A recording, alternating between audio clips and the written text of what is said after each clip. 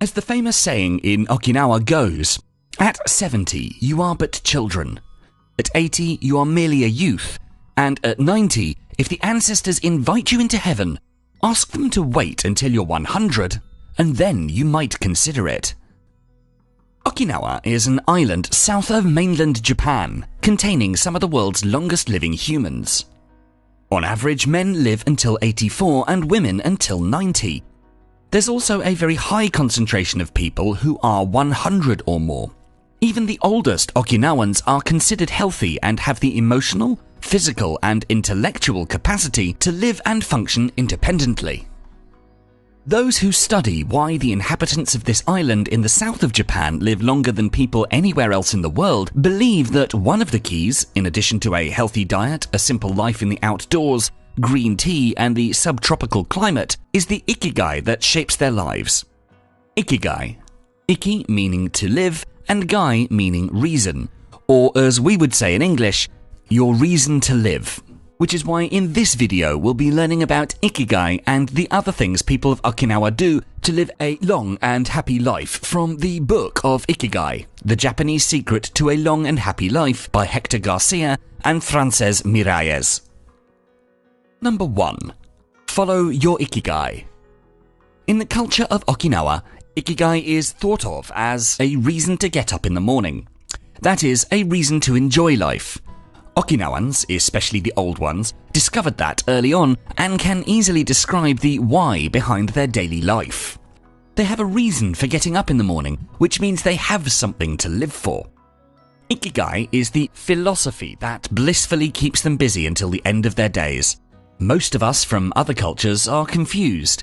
We follow a path that society has created for us, living by someone else's standards. We do many things all the time and don't really pay attention to our own deepest desires.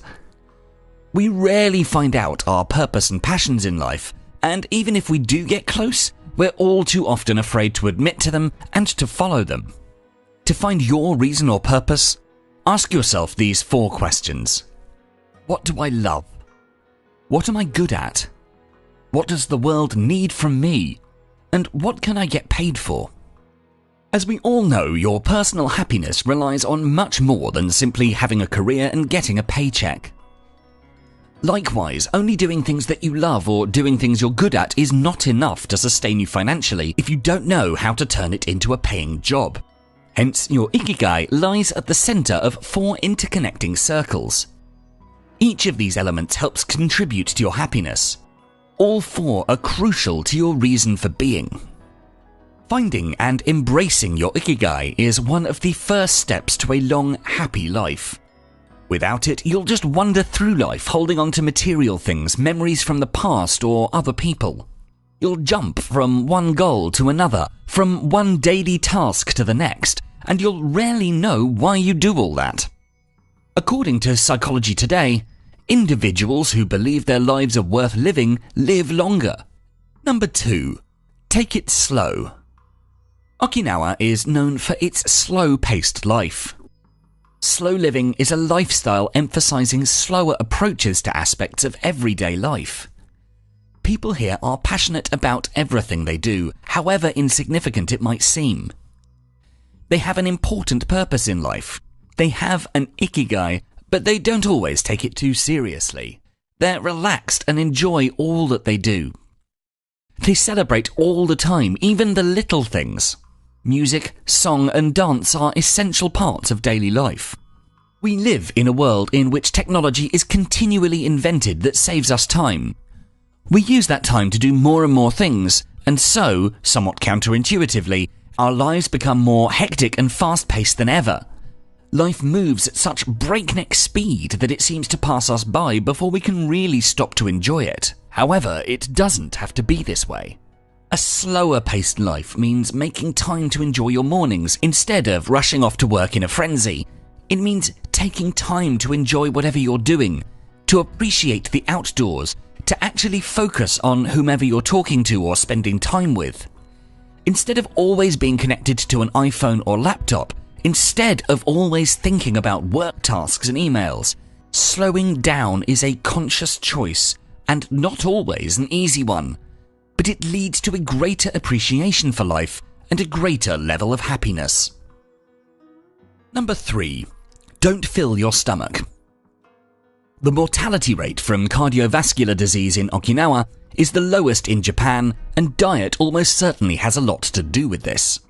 The Okinawa diet includes at least 5 servings of fruits and vegetables each day of at least 7 types. Typical items include tofu, miso, bitter melon, seaweed, soy sprouts, peppers, and green tea. They rarely eat sugar, and if they do, it's cane sugar.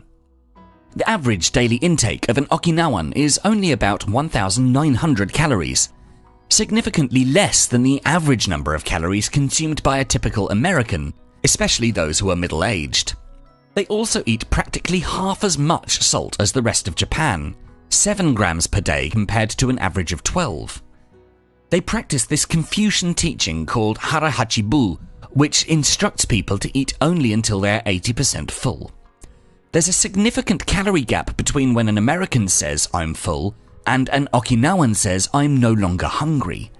This cultural practice of calorie restriction and mindful eating is part of the reason that Okinawa has a higher percentage of centenarians than anywhere else in the world. We too can make changes to our eating patterns or environment, enjoy food, and learn to eat only until we're 80% full, and put the secret of harahachibu into practice for improved health or for weight loss. Ways to get started include eating slowly. Eating faster results in eating more. If we slow down, we'll be mindful and be able to allow our body to respond to cues which tell us we're no longer hungry. Focusing on food. If you're going to eat, just eat. This way you'll eat more slowly, consume less, and savor the food more. Use small vessels.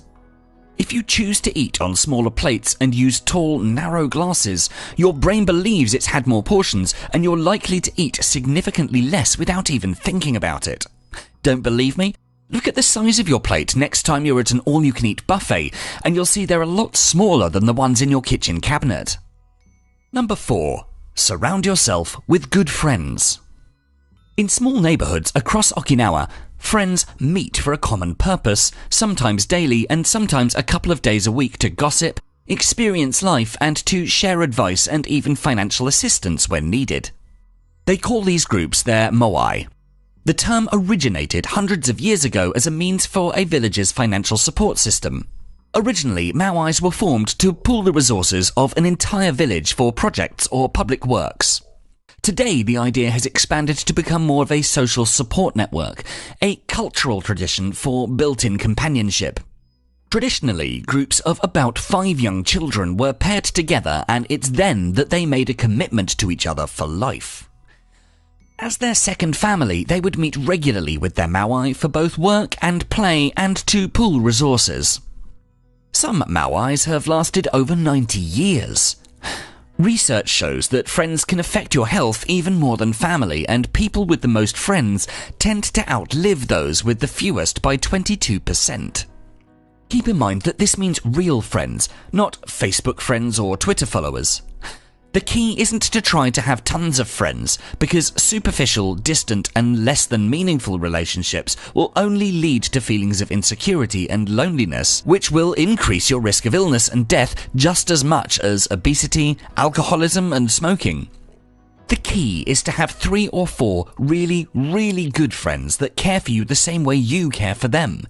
The easiest way to develop close friendships is by thinking about what you can do that will help the people closest to you be happier, and then do it. Number 5. Smile. The Okinawans are very cheerful, and there's always a smile on their face. They believe it's good to recognize the things that aren't so great, but we should never forget what a privilege it is to be in the here and now in a world so full of possibilities. One of the secrets of their long life is smiling and having a good time. This cheerful attitude is not only relaxing, it also helps them to make new friends. There are no bars and only a few restaurants in Ogimi, but those who live there enjoy a rich social life that revolves around community centres. The truth is that it takes 46 muscles to frown and only 17 to smile. When we smile, we're happy or we've heard something funny. It occurs when we see a person that we love or win a competition. Smiling does more than just tell other people that you're happy. Besides the fact that it comes naturally, there are numerous other benefits to smiling. Smiling lowers the heart rate and reduces blood pressure while relaxing your body. A study from London University College stated that happy, cheerful people are 35% more likely to live longer. Smiling can help you make more money and move up the career ladder. It makes you appear more confident, professional, and self-assured. Those who smile at their colleagues and customers are more likely to get promoted, be approached with business ideas, or get a raise. People who smile seem more trustworthy and are rated higher in generosity and extroversion. So don't forget to take your smile with you everywhere you go. Number 6. Reconnect with nature. In Okinawa, virtually everyone keeps a vegetable garden, and most of them also have fields of tea, mangoes, shikuasa, and so on. They say that anybody who wants to grow old healthily needs an Ikigai, or reason for living. Gardening gives you that something to get up for every day. Getting together at the local market, bringing their produce and sharing their latest creations from the garden is a big social activity. This helps people feel connected and grounded. A sense of connection to other people is important, but so too is the individual connection to nature. One Harvard University study showed that people who were surrounded by lush greenery lived longer, with a lower chance of developing cancer or respiratory illness. Over 100 studies have shown that being in nature, living near nature, or even viewing nature in paintings and videos can have positive impacts on our brains, bodies, feelings, thought processes, and social interactions. In particular, viewing nature seems to be inherently rewarding, producing a cascade of positive emotions and calming our nervous systems. This in turn helps us to cultivate greater openness, creativity, connection, generosity, and resilience. With more than half of the world's population living in cities, we've lost touch with nature. The rat race sucks up our time and energy, leaving us feeling stressed, anxious, or like we've lost meaning. We have midlife crises, travel to find ourselves, fight depression with pills, change jobs and cars, but somehow we cannot fill that void. Our lives revolve around paying bills, buying things we don't actually need, drinking to feel something, and staring at a computer screen. Even though today we don't need to hunt for food or collect firewood every other day in the winter, there are easy ways to connect with nature, like growing a plant in your house, playing with your pet, eating lunch in the park, watching the sunrise or set, or going on a trek, sleeping under the stars, and so on. Even if you can't or don't want to leave your comfortable urban life, get out there and be wild every now and then. If you do that regularly, you'll start to get drawn towards nature. Number 7. Give thanks. The people of Okinawa give thanks to the smallest of things. They give thanks to their ancestors, to nature for providing the air and the food, to their family and friends, to everything that brightens their day and makes them feel lucky to be alive. They also have the special Naga tug-of-war festival to give thanks for a good harvest. Gratitude has produced such miraculous results for people that scientists have been seriously studying the practice of gratefulness and its physical and psychosocial benefits. One study conducted by the University of Berkeley, California, divided participants into 3 groups and asked them to maintain a journal for 10 weeks. One group was asked to write a list of 10 things they were grateful for over the past week. The second group was asked to write a list of 10 minor annoyances over the past week. And the third group was asked to write about 10 things that impacted their lives in the past week, but with no further direction. At the end of the 10 weeks, people from the first group reported feeling 25% happier than the other groups. Apart from increasing your happiness levels, gratitude also improves our physical health. It lowers our stress levels. While stress causes heart attacks and other chronic conditions, gratitude leads to a positive outlook and spurs an optimistic approach to life.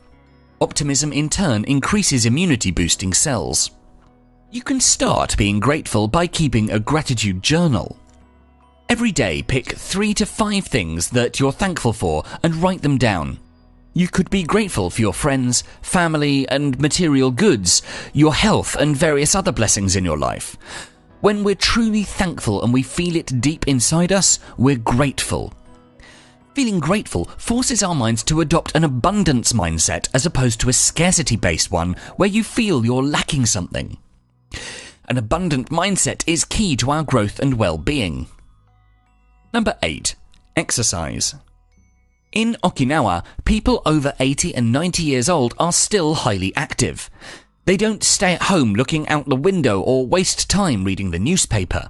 They walk a lot, do karaoke with their neighbours, get up early in the morning and, as soon as they've had breakfast, or even before, head outside to weed their gardens. They don't go to the gym or exercise intensely, but they almost never stop moving in the course of their daily routines. With regular access to sunshine and exercise, they're healthier, with stronger bones, higher vitamin levels, and generally in a brighter mood. The real reason we don't exercise is our desire to avoid any experience of discomfort. The truth is, in order to stay healthy, you don't need to go to the gym for an hour every day or run marathons. As Japanese centenarians show us, all you need is to add movement to your day.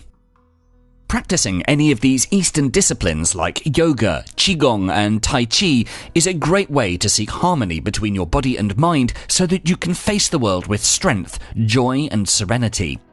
These gentle exercises offer extraordinary health benefits and are particularly appropriate for anyone who has a harder time staying fit. Number 9. Live in the moment. Japanese professionals are renowned for their perseverance and absorption in their tasks with a thorough attention to detail. We see this in all kinds of contexts, from the old people of Okinawa working on their garden to the college students working the weekend shift in convenience stores. They're always in their flow. Flow is the state in which people are so involved in an activity that nothing else seems to matter.